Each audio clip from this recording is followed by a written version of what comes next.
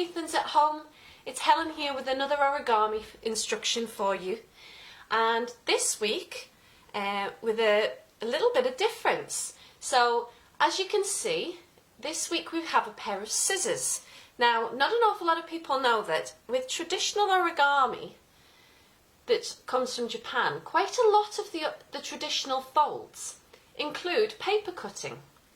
So this week we're making this cute little dragonfly, and we use the scissors right at the end just to do two little slits to open up his wings. Now, I've only made this once before, so I can't say that I'm an expert on making this dragonfly, but what we'll do is we'll have a go and see if we can learn. So I'm going to move my scissors out the way and put my example dragonfly up to one side, and we'll make a start. So first things first, the materials that you need are a 15 by 15 centimetre piece of origami paper and a pair of scissors, and only other thing you need is your hands and a hard surface to work on. So I'll write those instructions up of what you need, and I'll just pause for a moment if you need to write them down, and then we'll make a start.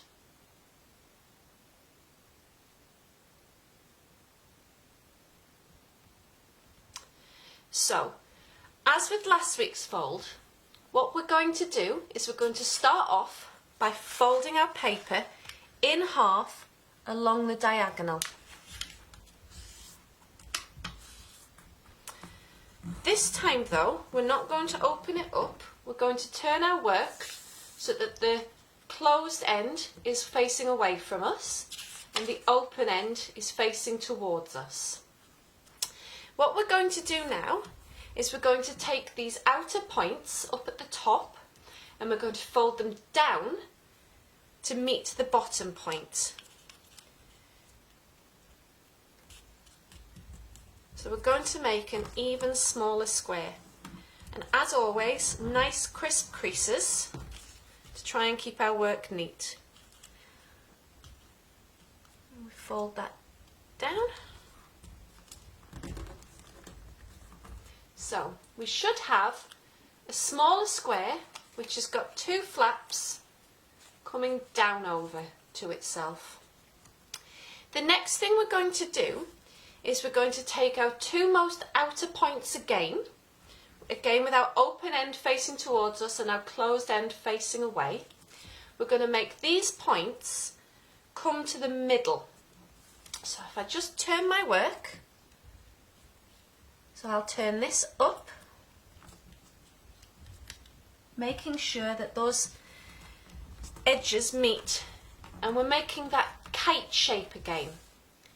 So there's one side turned up to meet in the middle, and we'll turn our work around again to make it easier for us to work with, folding that side up so that the edges meet in the middle. Now, the next thing we're going to do with this is these sides that we folded up, we want to tuck them inside of itself. So if you open this out completely and then turn this in to meet the middle, and we want that point to come back down.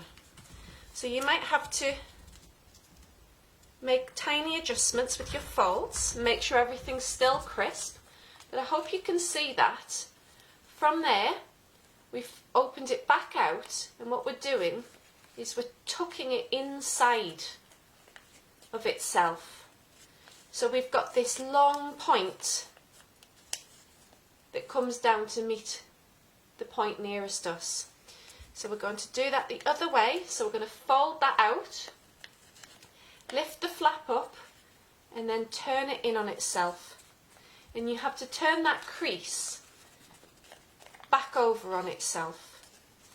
And again, working on a nice hard flat surface, making sure that those creases are still crisp and nice and neat. So, now that we've got these two very pointy kind of flaps facing towards us, I'll show you the other side and show you how flat that is. So, what we need to do is we need to turn them out on themselves. So what we want to do is imagine that there's a line running from the two side points, and it's at that point that we want to fold the flaps up and over. So we want to try and make them as horizontal as possible. I'm going to turn one up, make sure it's nice and creased, and then turn the other one up. So hopefully you can see we've now got the beginnings of our dragonfly's body and our dragonfly's wings. The next step is to turn over our work, and what we need to do is these side edges here facing us nearest the bottom, we want to fold those in over again like we did on the other side. Now this bit's a bit tricky because this wing is going to try and come up on itself. So what we need to try and do is fold along that centre line, and then when we get to that point we need to kind of allow the paper to tuck itself up. Now don't worry if this side isn't terribly neat, because this is the reverse. So I'll try and show you that again on this side. So we're turning this up to meet in the middle, and we crease down this bottom edge here, and what we want to do as this comes up with it, we want to ease this bit out so that the wing should lie nice and flat. Now I apologise for the light flickering. I think a fly has got trapped inside one of our light fittings. I will try and fix it for the next video. Hang on.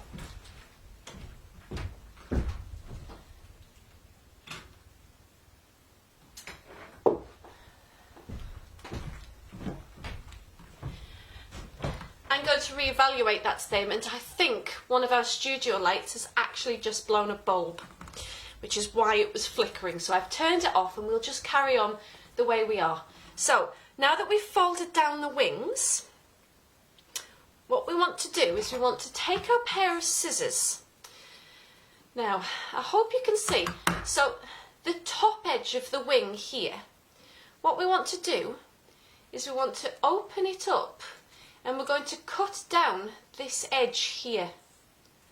Maybe if I turn it back around that way. These edges just here, here and here, we want to cut down them. So I'm going to take my pair of scissors, I'm going to insert them into that little pocket, and I'm going to try and very carefully and neatly just cut down through the paper. There. And I'm going to do the same on the other side, as neatly as I can. Sorry, I went off camera there. Cut down and through.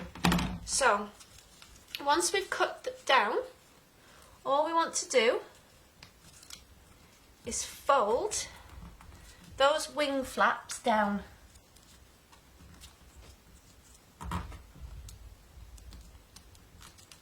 And that should give us our lovely dragonfly. I hope you've enjoyed this tutorial, and we will be back in a couple of weeks with more. Bye guys!